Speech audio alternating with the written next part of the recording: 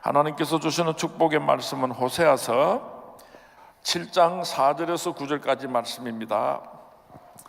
호세아서 7장 4절에서 9절까지 말씀, 오늘 밤에 하나님께서 바로 나에게 주시는 축복의 말씀입니다. 우리 같이 봉독합니다. 시작. 그들은 다 가늠하는 자라 과자 만드는 자에 의해 달궈진 화덕과 같도다. 그가 반죽을 뭉침으로 바로되기까지만 불일으키기를 그칠 뿐이니라. 우리 왕의 날에 지도자들은 술에 뜨거움으로 병이 나며 왕은 오만한 자들과 더불어 악수하는도다. 그들이 가까이 올 때에 우리의 마음은 교만하여 화덕 같으니 그들의 분노는 밤새도록 자고 아침에 피우는 불꽃 같도다. 그들이 다 화덕같이 뜨거워져서 그 재판장들을 삼키며 그들의 왕들을 다 엎드러지게 하며 그들 중에는 내게 부르짖는 자가 하나도 없도다. 에브라임이 여러 민족 가운데 혼잡되니 그는 곧 뒤집지 않은 전병이로다. 이방인들이 그의 힘을 삼켰으니 알지 못하고 백발이 무성할지라도 알지 못하는도다. 성경 말씀에 나타나는 위대한 하나님의 사람들 가운데서 정말 훌륭한 믿음을 가졌던 사람은 어떤 사람이었는가 오늘 생각해 보기를 원합니다. 다니엘서 3장 13절에서 18절 말씀에 보면은 사드락과 메삭과 아벤누고의 신앙을 소개하고 있습니다. 우리 다니엘서 3장 13절에서 18절까지 말씀 같이 봉독합니다. 시작. 느부갓네살 왕이 노하여 분하여 사드락과 메삭과 아벤누고를 끌어오라 말하며 드디어 그 사람들을 왕의 앞으로 끌어온지라. 느부갓네살이 그들에게 물어 이르되 사드락 메삭 아벤누고야, 너희가 내 신을 섬기지 아니하며 내가 세운 금신상에게 절하지 아니한다 하니 사실이냐? 이제라도 너희가 준비하였다가 나팔과 피리의 수금과 힘금과 양금과 생황과 및 모든 악기 소리를 들을 때 내가 만든 신상 앞에 엎드려 절하면 좋거니와, 너희가 만일 절하지 아니하면 즉시 너희를 맹렬히 타는 불뭇불 가운데 던져 넣을 것이니 너희를 내 손에서 건져낼 신이 누구겠느냐 하니, 사드락과 메삭과 아벤누고가 왕에게 대답하여 이르되 느부갓네살이여, 우리가 이 일에 대하여 왕에게 대답할 필요가 없나이다. 왕이 우리가 섬기는 하나님이 계시다면 우리를 맹렬히 타는 불무불 가운데에서 능히 건져내시겠고 왕의 손에서도 건져내시리다. 그렇게 하지 아니하실지라도 왕이여, 우리가 왕의 신들을 섬기지도 아니하고 왕이 세우신 금신상에게 절하지도 아니할 줄을 아옵소서. 우리가 잘 아는 대로 사드락과 메삭과 아벤누고는 느부갓네살 왕에게 총애를 받는 사람들이었습니다. 어쩔 수 없이 신하들의 모함에 빠져서 저 불무불 속에 던져 넣어야 하는데, 이 느부갓네살 왕은 사드락과 메삭과 아벤누고를 어떻게 해서든지 살려주고 싶었습니다. 내게 절을 해라. 지금이라도 내게 절을 해라. 금신상에게 절을 해라. 그러면 너희들을 죽이지 않고 살려주겠다고 이 느부갓네살 왕이요 애원을 했습니다. 애원을. 제발 좀 너 죽지 말라고. 그런데 이 사드락과 메삭과 아벤누고는 왕이요, 그리 아니하실지라도 하나님이 살아계시면 우리를 저 불못불 속에서 건져내시겠고, 만약에 하나님께서 우리를 불못불 속에서 건져내지 아니하신다고 하실지라도, 그리 아니하실지라도 우리는 결단코 왕에게, 우상에게 절할 수가 없습니다. 오늘 우리에게도 이런 신앙이 있었으면 참 좋겠어요. 타협하면은 출세할 수도 있고, 타협하면은 이 세상의 부귀영화를 누릴 수 있음에도 불구하고 그리 아니하실지라도 내가 신앙의 절개를 지키다가 순교자가 될지라도 나는 결단코 우상에게 절을 할 수가 없습니다. 우리도 이런 신앙을 마지막 때 가졌으면 참 좋겠다 싶습니다. 두 번째로 엘리야의 신앙을 한번 살펴보도록 하겠습니다. 열왕기상 18장 41절에서 45절까지 말씀입니다. 시작. 엘리야가 아합에게 이르되 올라가서 먹고 마시소서 큰 소리가 있나이다. 아합이 먹고 마시러 올라가니라. 엘리야가 갈멜산 꼭대기로 올라가서 땅에 꿇어 엎드려 그의 얼굴을 무릎에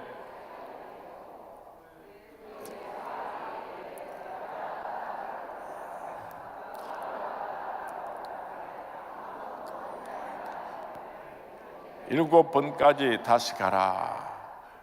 일곱 번째 이르러서는 그가 말하되 바다에서 사람의 손만한 작은 구름이 일어나나이다. 이르되 올라가 아합에게 말하기를 비에 막히지 아니하도록 마차를 갖추고 내려가소서 하라 하니라. 조금 후에 구름과 바람이 일어나서 하늘이 캄캄하여지며 큰 비가 내리는지라. 아합이 마차를 타고 이스라엘로 가니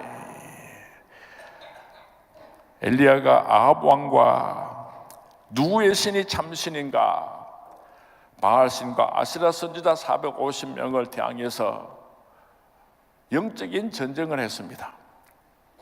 엘리야가 갈멜산 꼭대기에 올라가서 그 얼굴을 무릎 사이에 넣고 기도했다고 성경 말씀에 기록하고 있습니다. 여러분 한번 그 장면을 상상해 보시기 바랍니다. 얼마나 간절하게 기도를 하면은 그 머리를 무릎 사이에 넣고 기도를 했겠습니까? 우리가 기도를 할 때도 이렇게 간절하게 기도하면 하나님께서 감동받으실 줄로 믿습니다. 제가 한 번은 오해를 한 적이 있어가지고 이 시간에 제가 오해를 좀 그렇게 사과를 했으면 좋겠어요. 새벽기도 마치고 이 강당 위로 올라와서 엎드려서 기도하면 좋겠다고 그렇게 애원을 하는데도 한 젊은 집사님이 끝까지 안 올라와요. 그래서 내가 속으로 참 순종했으면 좋겠는데 이런 마음이 있었어요. 그런데 제가 나중에 알고 보니까요, 허리를 다쳐가지고 엎드릴 수가 없어서 그랬대요. 어떤 모습으로 우리가 기도를 드리든지 간에 간절하게 기도할 때, 간절하게 기도할 때 하나님께서 그 기도를 속히 응답해 주실 줄로 믿습니다. 제가 며칠 전에 종교개혁자 마틴 루터의 일생의 영화를 제가 혼자서 본 적이 있어요. 그런데 참 감동을 받은 여러 가지 장면 가운데 하나가 그 마틴 루터가 하나님 앞에 기도를 하는데요, 그냥 온 몸을 땅에 대고 자기 몸을 십자가를 만들어서 그렇게 간절하게 부르짖어 기도하는 장면을 보았어요. 하나님의 마음을 움직이고 기도의 응답을 받은 사람들은 누구에게나 공통점이 있는데 그렇게 간절하게 기도했다고 하는 것입니다. 눈물을 흘리면서 가슴을 찢으면서 통곡을 하면서 그렇게 기도하면 하나님께서 그 기도를 외면할 수가 없는 것입니다. 하나도 답답해 보이지를 않아요.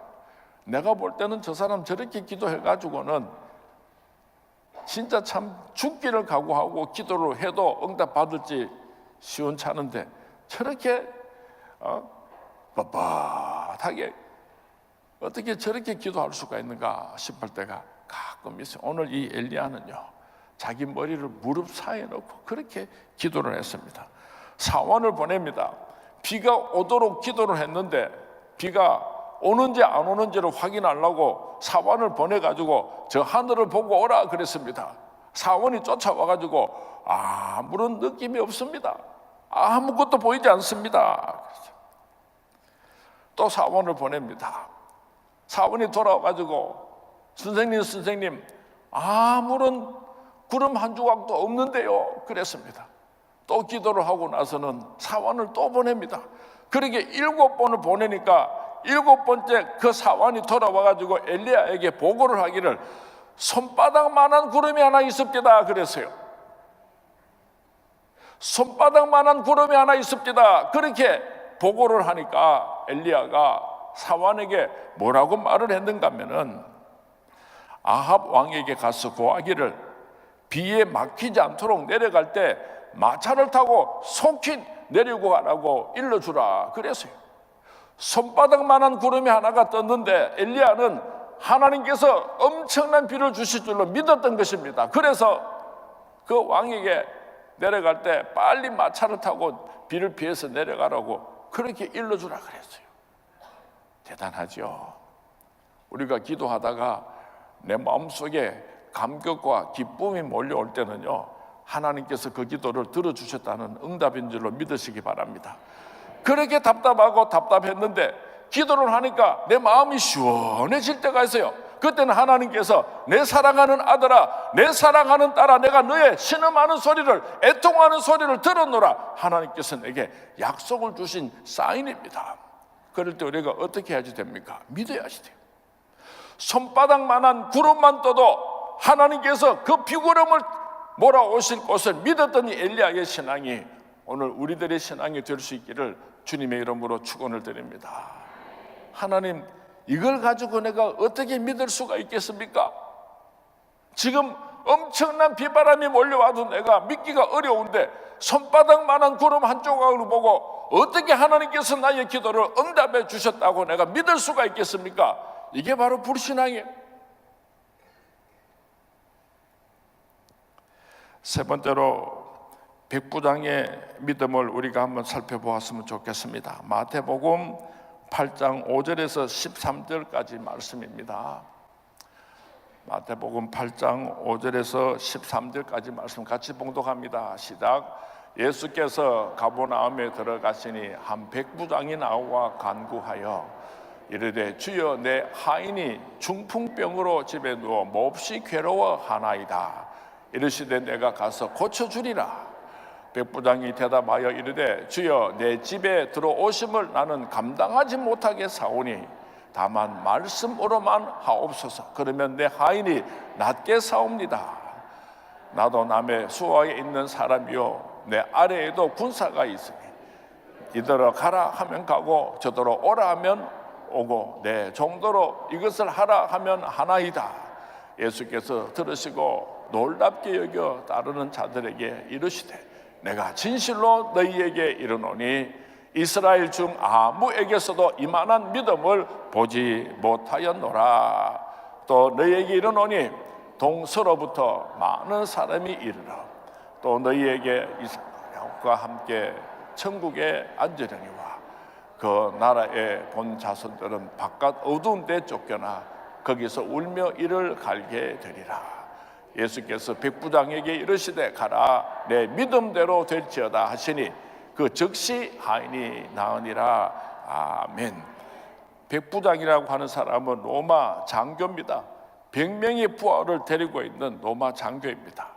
그 하인이 병이 들어서 예수님을 찾아왔습니다. 예수님, 우리 하인의 병을 좀 고쳐주십시오. 그래, 그러면 내가 그 사람을 고쳐줄 테니까 같이 가자 그랬어요. 그랬더니 백부장이 뭐라고 말했습니까?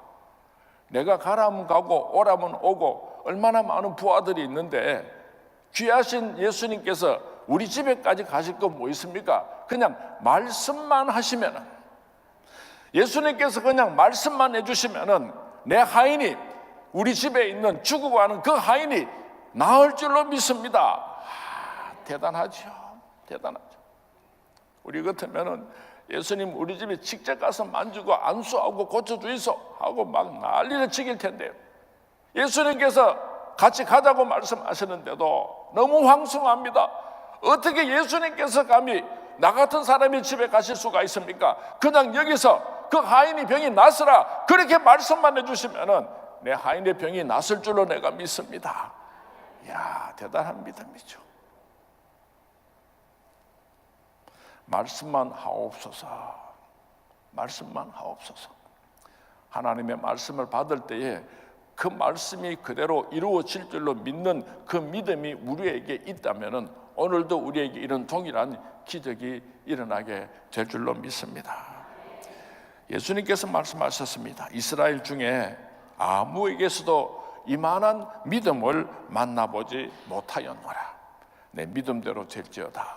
그 하인의 병을 고쳐주셨습니다. 우리들의 믿음도 말씀만 하옵소서의 믿음이 될 수 있기를 바랍니다. 또 한 사람을 찾아봅니다. 가나안 여인의 신앙입니다. 마태복음 15장 21절에서 28절까지 말씀입니다. 우리 같이 한번 봉독합니다. 시작. 예수께서 거기서 나가사 두로와 시돈 지방으로 들어가시니 가나안 여자 하나가 그 지경에서 나와서 소리질러 이르되 주 다윗의 자손이여 나를 불쌍히 여기소서 내 딸이 흉악하게 귀신 들렸나이다 하되 예수는 한 말씀도 대답하지 아니하시니 제자들이 와서 청하여 말하되 그 여자가 우리 뒤에서 소리를 지르오니 그를 보내소서. 예수께서 대답하여 이르시되 나는 이스라엘 집에 잃어버린 양 외에는 다른 데로 보내심을 받지 아니하였노라 하시니 여자가 와서 예수께 절하여 이르되 주여 저를 도우소서. 대답하여 이르시되 자녀의 떡을 취하여 개들에게 던짐이 마땅하지 아니하니라. 여자가 이르되 주여 옳소이다마는 개들도 제 주인의 상에서 떨어지는 부스러기를 먹나이다 하니 이에 예수께서 대답하여 이르시되 여자여 내 믿음이 크도다 내 소원대로 되리라 하시니 그로부터 그의 딸이 나으니라. 아멘. 내 딸이 귀신에 들렸나이다. 내 딸을 좀 고쳐주십시오. 예수님께서 대꾸도 안 했어요. 예수님의 제자들이 하도 한 여자가 애절하게 부르짖으니까 예수님요 예수님요 저 여인을 좀 돌아보시고 좀 소원을 들어주셨으면 좋겠습니다. 예수님께서 자녀의 떡을 취하여 개들에게 던짐이 마땅치 아니하니라. 얼마나 무시했습니까? 예수님께서는 그 여자를 보고 개라고 했어요. 얼마나 수치스러웠습니까?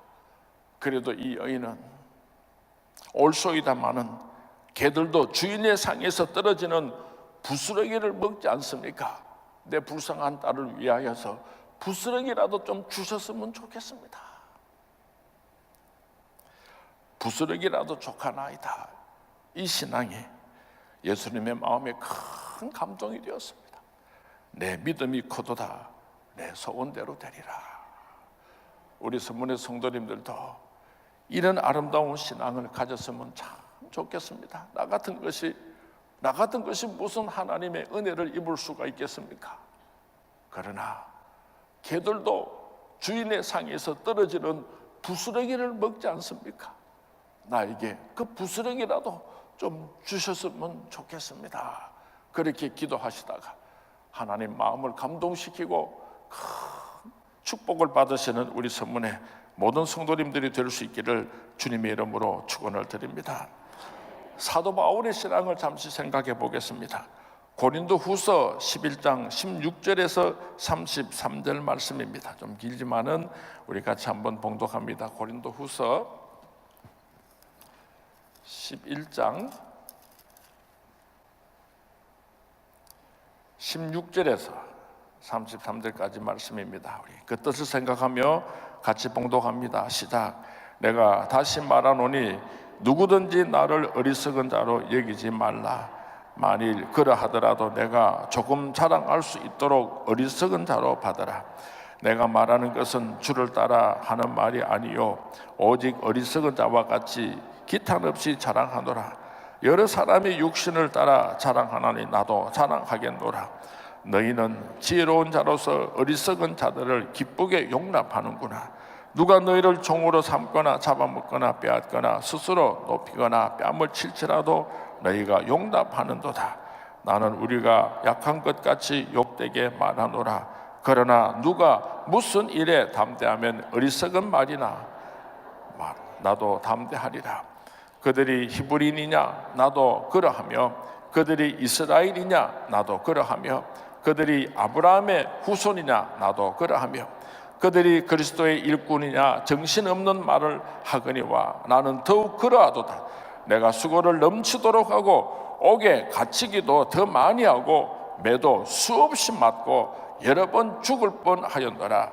유대인들에게 40에서 하나 감한 매를 5번 맞았으며 3번 태창으로 맞고 1번 돌로 맞고 3번 파수라고 일주야를 깊은 바다에서 지냈으며 여러 번 여행하면서 강의 위험과 강도의 위험과 동족의 위험과 이방인의 위험과 신의 위험과 광야의 위험과 바다의 위험과 형제 중에 위험을 당하고 또 수고하며 애쓰고 여러 번 자지 못하고 줄이며 목마르고 여러 번 굶고 춥고 헐벗었노라.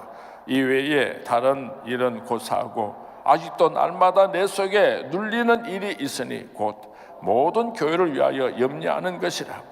누가 약하면 내가 약하지 아니하며 누가 실족하게 되면 내가 애타지 아니하더냐. 내가 부득불 자랑할진대 내가 약한 것을 자랑하리라. 주 예수의 아버지 영원히 찬송할 하나님이 내가 거짓말 아니하는 것을 아시더니라. 다메섹에서 아레데 왕의 고관이 나를 잡으려고 다메섹 성을 지켰으나 나는 광주리를 타고 들 창문으로 성벽에 내려가 그 손에서 벗어났노라.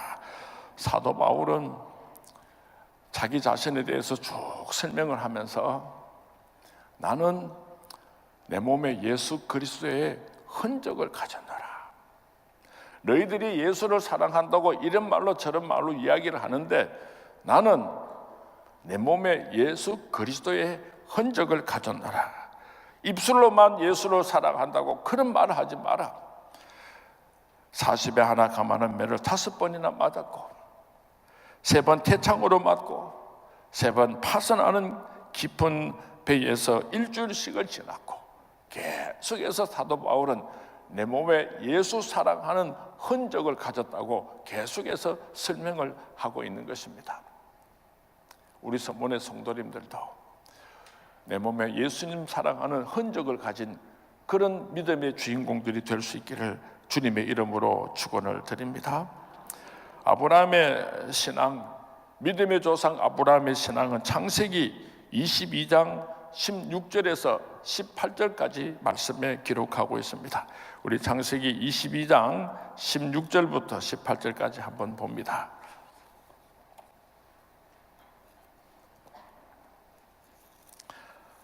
한 목소리로 다 같이 봉독합니다. 시작. 이르시되 여호와께서 이르시기를 내가 나를 가리켜 맹세하노니 내가 이같이 행하여 내 아들 내 독자도 아끼지 아니하였은즉 내가 내게 큰 복을 주고 또 내 씨가 크게 번성하여 하늘의 별과 같고 바닷가의 모래와 같게 하리니 내 씨가 그 대적의 성문을 차지하리라. 또 내 씨로 말미암아 천하 만민이 복을 받으리니 이는 내가 나의 말을 준행하였음이니라 하셨다 하니라. 믿음의 조상 아브라함의 믿음은 어떤 믿음이었는가? 나이 100살에 하나님께서 아들 이삭을 선물로 주셨으니까 얼마나 이뻤겠습니까? 한번 상상을 해보세요. 얼마나 이뻤겠습니까? 하나님은 질투하시는 하나님이에요. 하루는 하나님께서 아브라함을 내려다 보니까 그 이삭을 안고 좋아서 어쩔 줄을 모릅니다. 하나님 마음에 이런 생각이 들었어요. 저 아브라함이 나를 더 사랑할까? 아니면 자기 아들 이삭을 더 사랑할까? 아니야. 아브라함이 나를 더 사랑하지. 그리고 또 아브라함을 쳐다보면은 그 아브라함이 이삭을 안고 너무너무 좋아하니까 어쩌면은 저 아브라함이 나보다도 지 아들 이삭을 더 사랑할지도 모르겠어. 하나님 질투하시는 하나님의 마음에 번민이 생겼어요. 그래서 하루는 하나님께서 청천벽력 같은 명령을 하셨어요. 아브라함아 네 아들 이삭을 내가 지시하는 모리아 산에 와서 바치도록 하여라. 아이고 하나님요, 죽이려면 늙어내나 죽이지 아가 무슨 죄가 있다고 알을 죽이라 합니까? 날로 죽이소. 아마 저와 여러분이면 그렇게 말했을 것 같아요. 살 길을 걸어갑니다. 이삭이 아브라함에게 이렇게 묻습니다. 아버지요 우리가 지금 하나님 앞에 제사를 드리러 올라가는데 횃불도 들고 가고 장작도 지금 내가 메고 가는데 하나님 앞에 바칠 양은 어디십니까? 성경 말씀에는 기록 안 되어 있지만은 야 이놈의 새끼야 네 지기로 안 가나? 아브라함의 마음이 얼마나 아팠겠어요.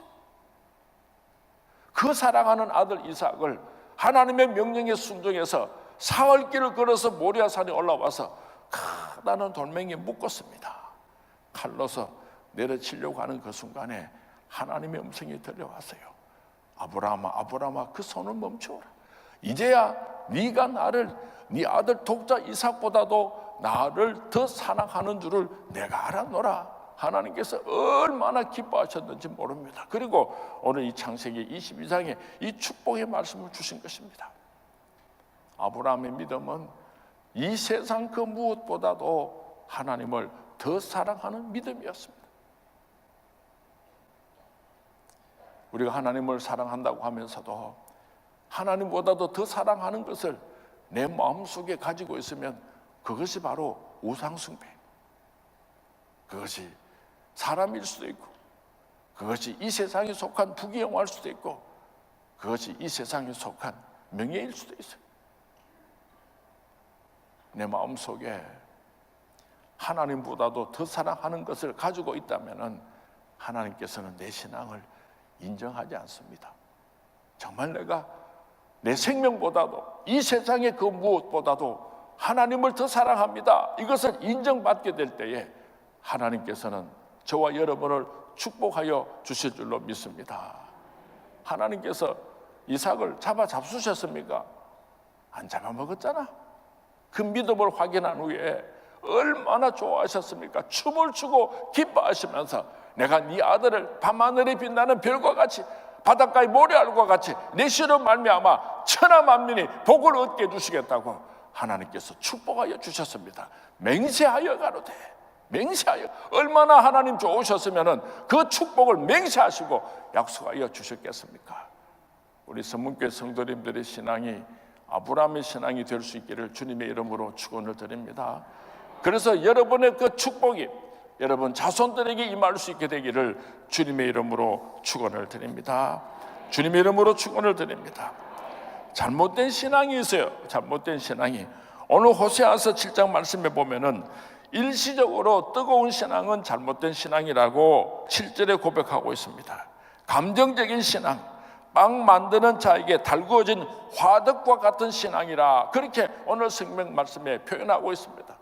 막 뜨거워질 때는 막 펄펄 끓는 것 같았다가 식을 때는 싸늘해져 버리는 그런 신앙은 좋은 신앙이 아니에요. 두 번째로 신비주의적인 신앙입니다. 술의 즐거움으로 인하여 병이 나며 성령으로 취해야지 되는데 귀신이 취하는 사람들이 많아요. 막 신비주의적인 신앙을 가지고, 그런 신앙도 좋은 신앙이 아니에요. 감정이나 혈기를 가진 신앙도 좋은 신앙이 아니에요. 편파적인 신앙도 훌륭한 신앙이 아닙니다. 오늘 8절 말씀에 뒤집지 않은 전병이로다 그랬어요. 한쪽은 새까맣게 타버리고 한쪽은 설익어서 먹을 수 없는 그런 빵, 한쪽으로만 치우치고 다른 한쪽에 있어서는 설익어서 하나님의 영광을 가리는 신앙은 좋은 신앙이 아닙니다. 교회 안에서의 신앙과 교회 밖에서의 삶이 서로 조화를 이루고 일치해야지 되는데, 교회 안에서는 뜨거운 신앙생활을 하지만은 세상에 나가서 손가락질을 받는다면 그 사람은 잘못된 신앙이에요.